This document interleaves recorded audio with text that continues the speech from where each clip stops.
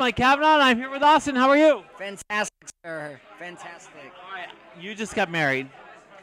I've been married for a year. You know this. If you watch season 1 on the reunion, I revealed that I've been married for. I actually celebrate my 1-year anniversary in 5 days. I know that, but I'm saying with the whole New York thing, this is like the most amazing thing in the world, right? Well, that we can do it now here. I think it's a great step for gay rights, not only because it was a Republican-led Senate, but also because it's the largest state. As far as it impacts me personally, it hasn't affected my life in any way because my husband's from another country. So the only thing that this law does for me is recognize my relationship so I can go see him if he's sick in the hospital and vice versa. I'm not a resident in New York, so we don't file taxes here. So it really doesn't affect us in any way. You know, it needs to change on the federal level, but I'm so happy for all the New Yorkers who can benefit from this law. And but this is the right step. Oh, absolutely. I mean, we might be able to get federal finally, and you should be able to have your husband come here and get all the rights. That's what we want, and this is the first step. Yes, and by you doing this, getting married, I don't care. It's like getting married means that you taken that step and showed the world, hey, I'm out there, I found my soulmate, I got married. So I'm very proud of you for doing that. Thank you. And I really want to be a good example and a role model for young gay men who think that, you know, being gay, you have to go out and party, or you have to go to circuit parties, or you have to, have a lot of partners. It's like, I'm 23, he's 25. We've been together for 3 years. We have a healthy, honest, happy relationship, and I couldn't ask for more. In the UK, I couldn't ask for more. Here, I can be like, can my husband please come be with me? But, I'm very happy.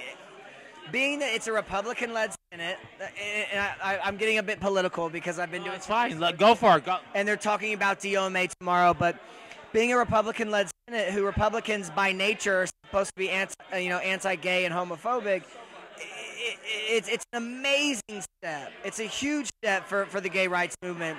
And one thing that I've said many times is that the only thing that bothers me about the gay rights movement today is that, with Grindr and with Apple Teenies, everybody's kind of complacent. Everyone's happy. I'm like, no, we need to get up. We need to start breaking shit. We need to set shit on fire. And I know a lot of people might not like what I have to say, but you can't just lay low and lay in the bushes and hide and not, not fight back. In the civil rights movement in the 60s, they did it in a very peaceful way because they all came together. In our own community today, we still have diversity and separation. It's like the twinks don't like the bears and the tops don't like the bottoms. And it's like, who gives a shit? Put it aside. Let's unite as one front and let's fight the man. I love this. This is so not what I was expecting, but he's absolutely right about all these fronts, and I'm with him 100%. We need to support each other and not be divided. Exactly. And take this to make it federal, that we can all get married and have all the rights that everyone else has. Well, and I'm glad also that you said that you're with.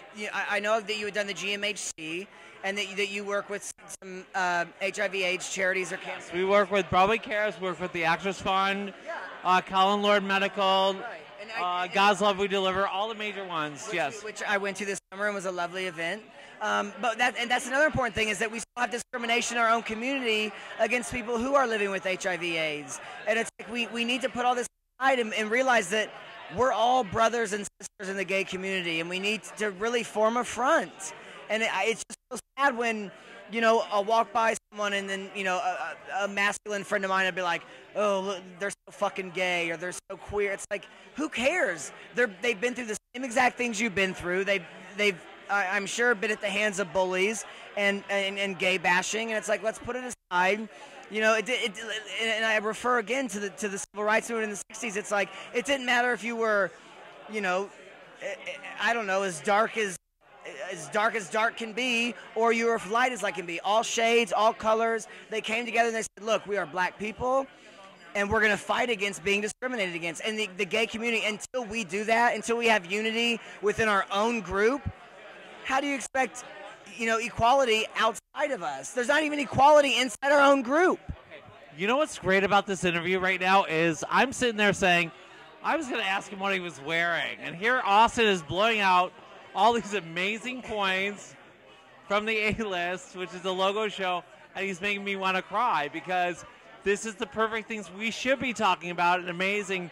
And this is why you should watch it, because there's much more to these people than you know from this show, just so you know. And that's, I think, what was key to me and was most important to me season 2 was the fact that I have the opportunity to show that this is my husband. We are a legally bound union, and, you know, we go through so many obscurities and we go through so many bumps in the road because he's a man, and it's just not fair. And this season I'm really trying to focus on doing a lot more charities and doing a lot more outreach, because I now have this platform where I'm able to kind of make a voice, and I'm just so happy that I've been able to do the things that I've done in my life. And, you know, being same-sex and binational is kind of like hanging yourself twice. You know, those are two negatives plastered on your forehead.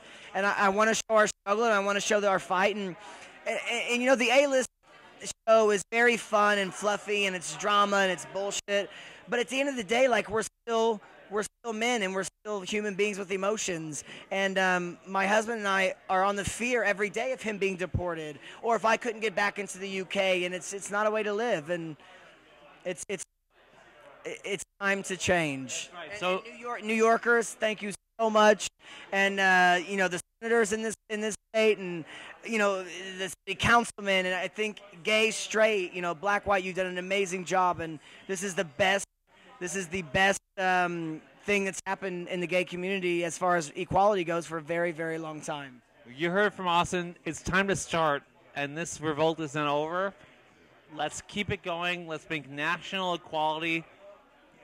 Do not be complacent. That is the thing. Do not be complacent. Do what you can. Call your congresspeople. Let's make this a national thing, not just state by state. Thank you, New York. Shame on you, California. Absolutely. And you better come back. Thank you, Austin. And listen, watch the A-List, because now I know that Austin is an amazing guy, and which is very nice, because I didn't know all these things about you, but I'm so glad I got to meet you and talk about these things with you. Thank you. Thank you so much.